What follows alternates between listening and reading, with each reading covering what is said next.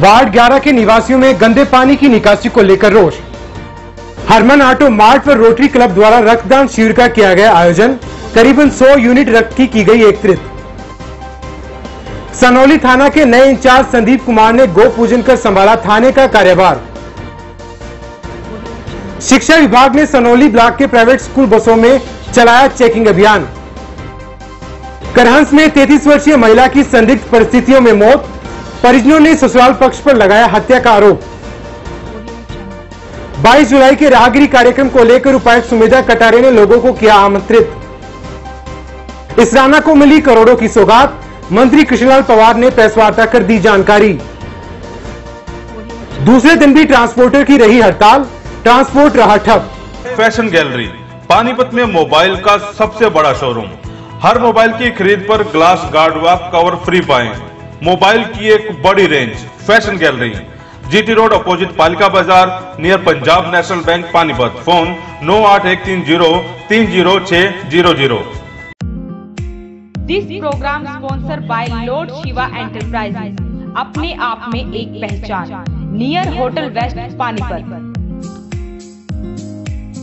नमस्कार, voice of Panipat में आप सभी का स्वागत है। मैं हूं राहुल दैया और आप देख रहे हैं मेरे साथ पानीपत दनादन। परिवहन, आवास एवं जेल मंत्री कृष्णलाल पवार ने कहा कि इसराना विधानसभा क्षेत्र में मुख्यमंत्री मनोहर लाल खट्टर ने 25 करोड़ रुपए के 32 विकास कार्यों की स्वीकृति देकर आम जन के हित में एक ऐतिहासिक फैसला लिया है। कृष्ण पवार ने आज रेस्ट हाउस में पत्रकारों से बातचीत के दौरान कहा कि मुख्यमंत्री के इस कार्य से इसराना विधानसभा हलके में विकास कार्यों को गति मिलेगी और वर्षों पुरानी लंबित लोगों की मांगों को अमली जामा पहनाया जा सकेगा। पवार ने कहा कि पूरे प्रदेश में बिना भेदभाव के कार्य हो रहा है। 4600 से ज्यादा घोषणाएं मुख्यमंत्री द्वारा पूरे प्रदेश में की गई है।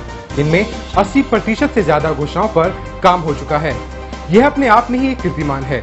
प्रदेश सरकार द्वारा इस कार्यकाल में पहली सरकारों से ज्यादा नौकरियां प्रदान की गई हैं। सरकार ने शिक्षा नीति बनाई है। इसमें परिवहन विभाग द्वारा छात्रों के लिए बस पास का दायरा 60 से 150 किलोमीटर तक का कर दिया गया है।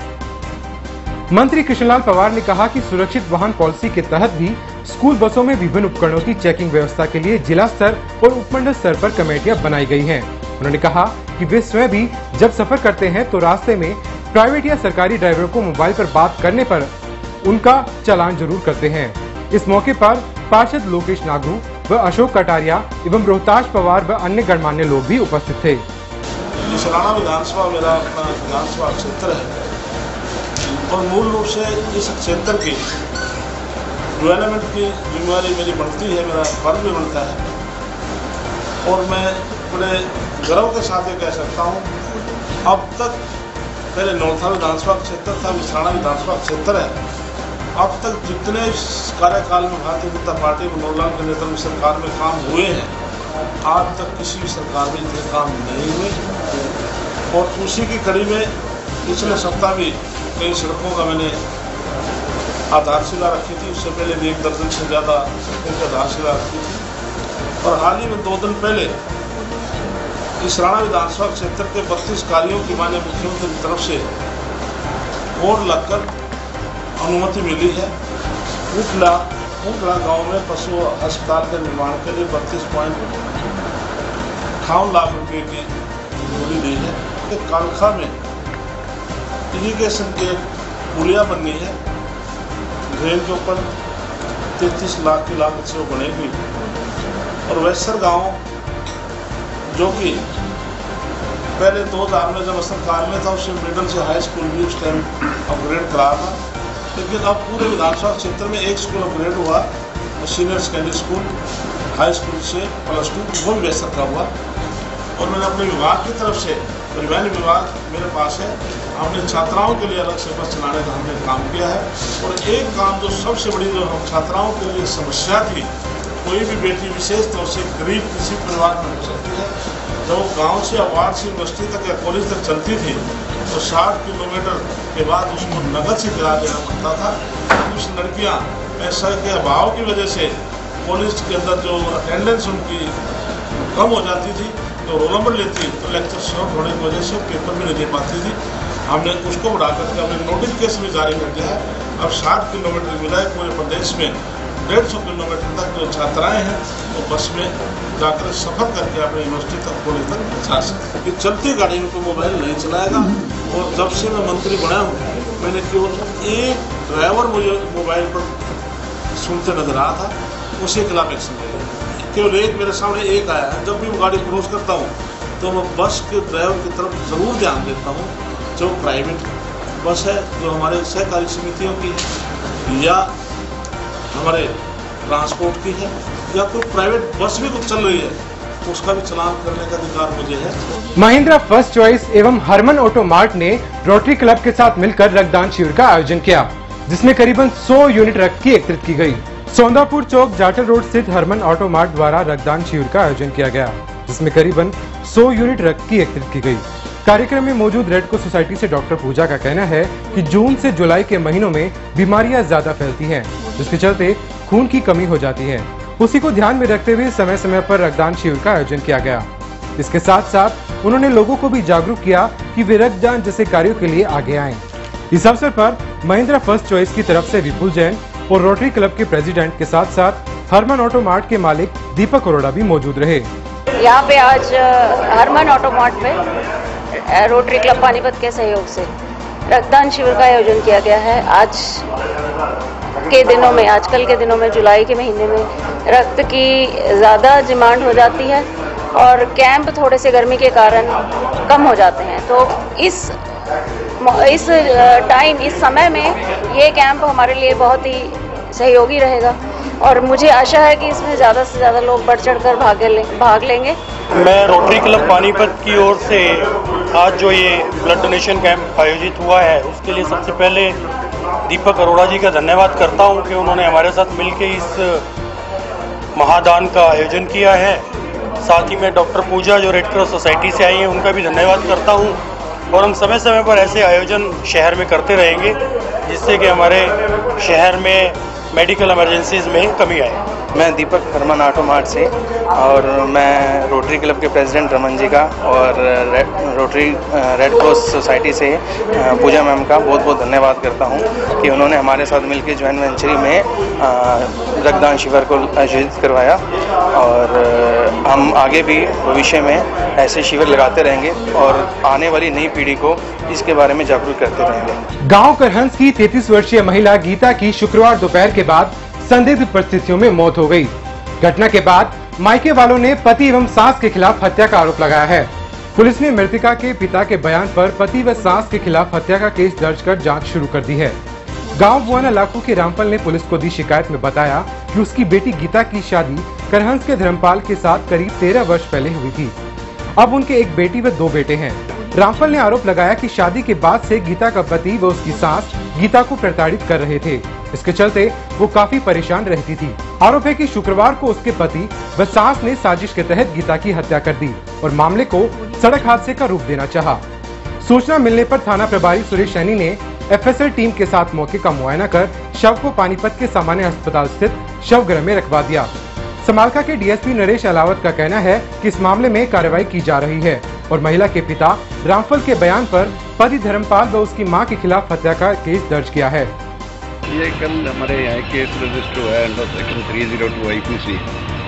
रामफल हैं इसमें बुआना लाखू थे, इन्होंने अपना केस दर्ज करवाया था कि इनकी बेटी गीता है, यहाँ करंस गाँव में मरीज थी। इनका आपस में कोई डिस्प्यूट चल रहे थे पुराने, उसमें कल इनका वर्तन ये है कि इसका हस्बैंड था धर्मपाल, तो इसको लेके कूदा रहा था तो बाइक से गिरने के कारण उसकी डेथ हो गई। अब उनका एलिगेशन है कि इन्होंने इसको मारा है।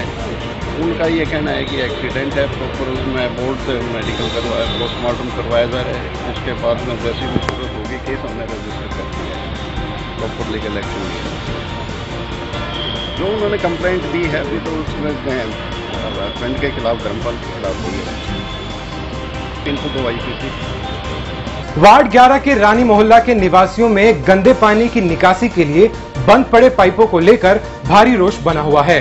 रानी मोहल्ला के निवासियों का कहना है कि गलियों में गंदे पानी की निकासी के लिए वार्ड पार्षद सविता रामदेव द्वारा सीवरेज पाइप लगवाने के लिए कहा था, मगर सीवरेज की जगह 6 इंच की पाइपें लगवा दी गई, जिसका स्थानीय लोगों ने विरोध किया। मगर अब आलम यह है कि गंदे पानी की निकासी न होने के कारण गलियों में पानी भरा रहता है। जिसके चलते आने जाने में लोगों को खासी दिक्कतों का सामना करना पड़ रहा है। वहीं इसकी शिकायत पार्षद को लोग कई बार कर चुके हैं, लेकिन कोई सुनवाई नहीं हो रही, जिसको लेकर स्थानीय निवासियों में रोष बना हुआ है। सर यहाँ पे ना 6 इंची के पाइप डाले गए हैं, कह के कि सीवरेज डाला गया है, जबकि सीवरेज 6 इंची पाइप में कभी कामयाब होगा, घर के पाइपों में तो कामयाब नहीं होता। और ये रेवड़ी साहब जी को और एमसी को हमने 50 बार फोन कर लिया, कोई फोन नहीं उठाते। एक पीएन को भेज देते अपने देखने के लिए कार्रवाई कुछ भी नहीं होती। बस सिर्फ तमाशा बना रखा है, लोगों को पागल बनाते हैं कि सड़कें बन रही है, ये बन रही है। और आपने ये सारा देख लिया, हमने वीडियो दिखाई है कि लोगों के घर के अंदर तक सीलन जा रही है, वो पाइप अंदर से लीक हो चुके हैं और 6 इंची प्लास्टिक के पाइप डाले गए। अभी तक कोई नहीं आया वहाँ से। दरवाजे के आगे लैट्रिन हुई पड़ी है, नाले होल भरे पड़े हैं, कोई नहीं आ रहा जहाँ पे। देखो आकर हाल क्या हुआ पड़ा हमारे घर का। हम फोन करे हमने, हम कह रहे थे अगर हमारी नहीं सुनाई होगी तो फिर हम आएंगे, नहीं तो नेट पे डाल लेंगे हम। और क्या रामदेव एमसी है, हमारी कोई सुनवाई नहीं है तो कुछ नहीं है। ये आप हाल देख रहे हो, हमारे यहाँ पर कोई सुनवाई नहीं है।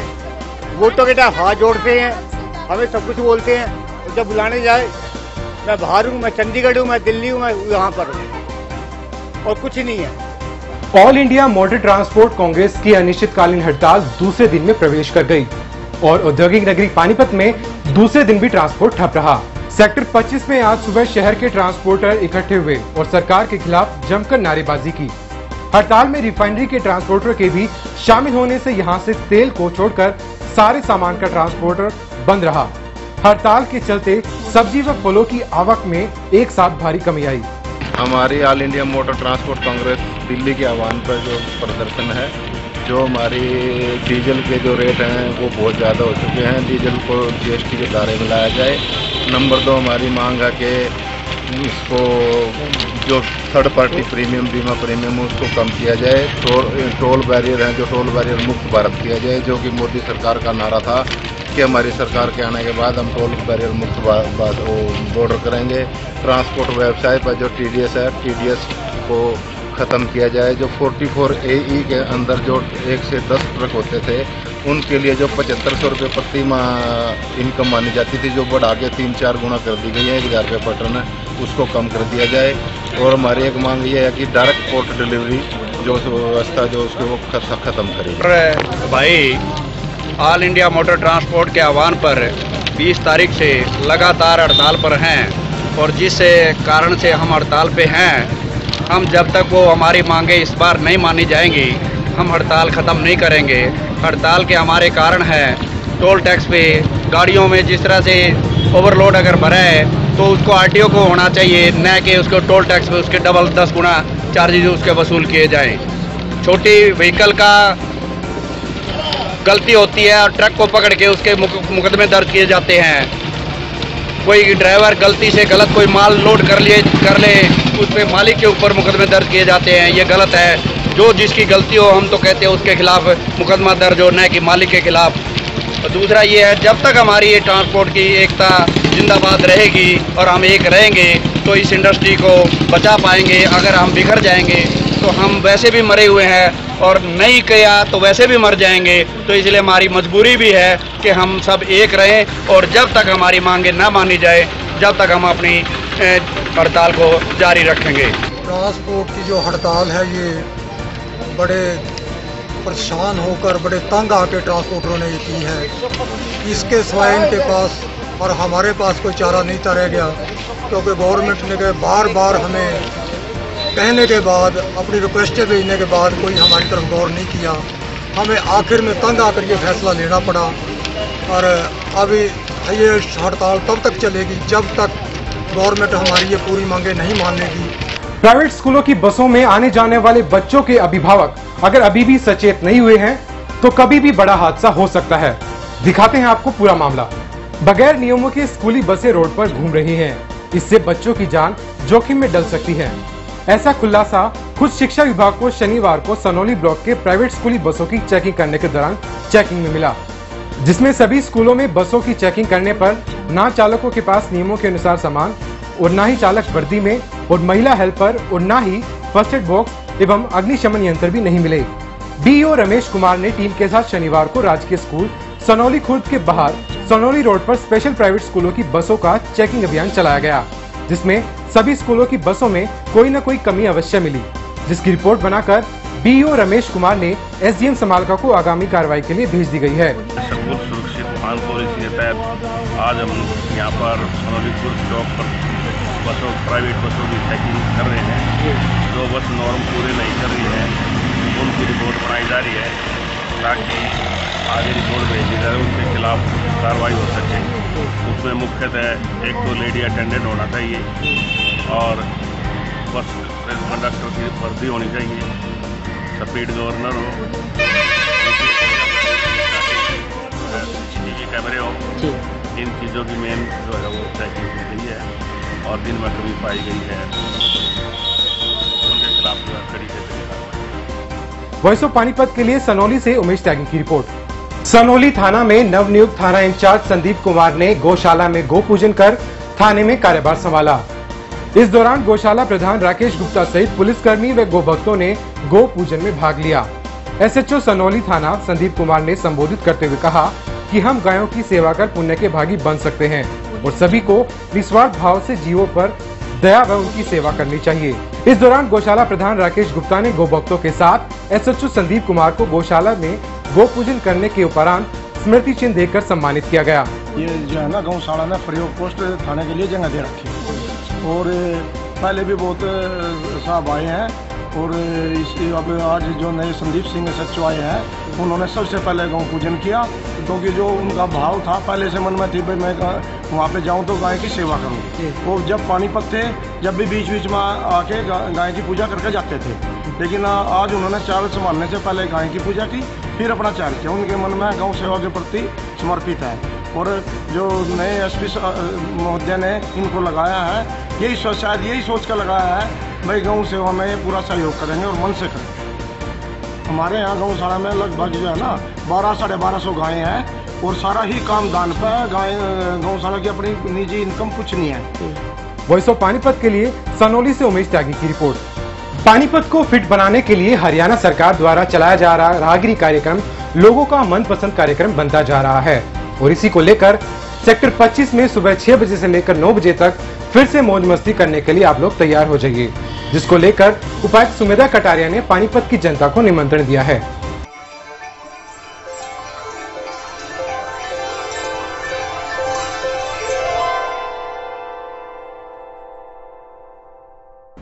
पानीपत निवासी साथियों, जिस सफर का आगाज हमने मई माह से किया था उसकी छठी कड़ी यानी मेरा पानीपत फिट पानीपत के थीम से राहगिरी छठी बार 25 सेक्टर में जिमखाना के समीप 22 जुलाई को आप सबका स्वागत करने के लिए राहगिरी की स्टेजेस तैयार होंगी।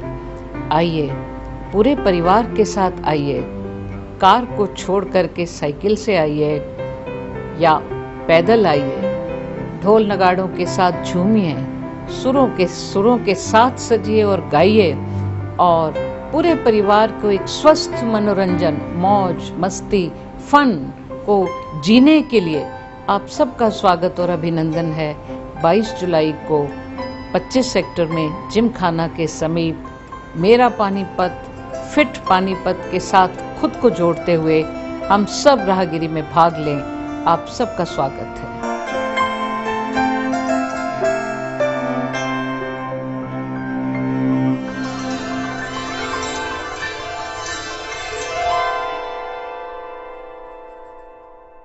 आज के लिए बस इतना ही।